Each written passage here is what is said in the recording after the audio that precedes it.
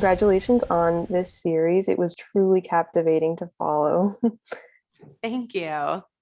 So, I love a good psychological thriller, and this one struck me as really fascinating and unique. Can you start by telling me what were your inspirations for this story?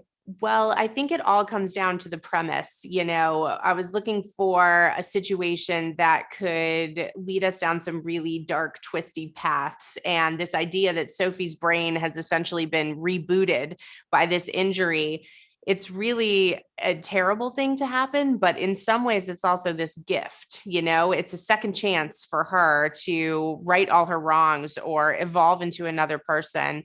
And it's a second chance for all those around her to sort of shape the narrative of their relationship into what they wanted it to be. Now, that's something that can come back to feel dishonest to Sophie as the season continues.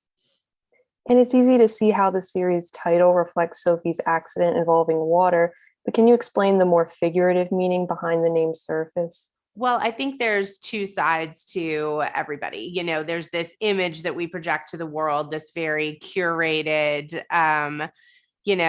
who we want people to see us as, even our closest relationships, our spouses, our friends. But then there's this other side of ourselves, our inner self, the deep kind of messy emotions, the thoughts we have that maybe we wish we didn't.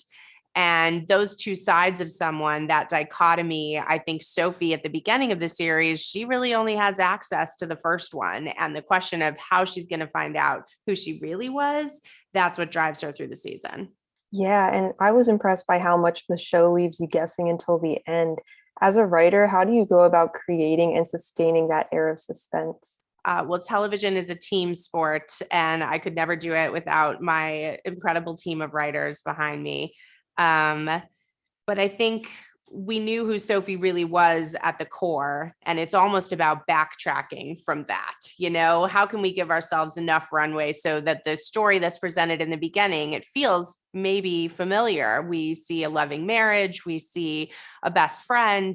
How can we get from that point to what we know to be the truth, which is a lot darker and more complicated than that? It really does take all 8 episodes to completely peel back the layers of Sophie and James' backstories and their relationship. So, what was your creative process like figuring out how to pace all of the series' big reveals? Well, from the beginning, you write a 5-page synopsis of what that season's going to look like. And then it continually develops and gets more detailed until we had a season pitch that all of these different moves were planned out. So then we got to go back and say, as a group of writers, which episodes are the best thematically, what ties together, what's the most beautiful reveal, like the gala at the museum in episode 5, like, is that when Sophie gets to, this truth or this secret, and map it all out, which is really the fun part of it. Well, thank you so much for your time today, Veronica. Congrats on the show, and I hope you enjoy the rest of your day.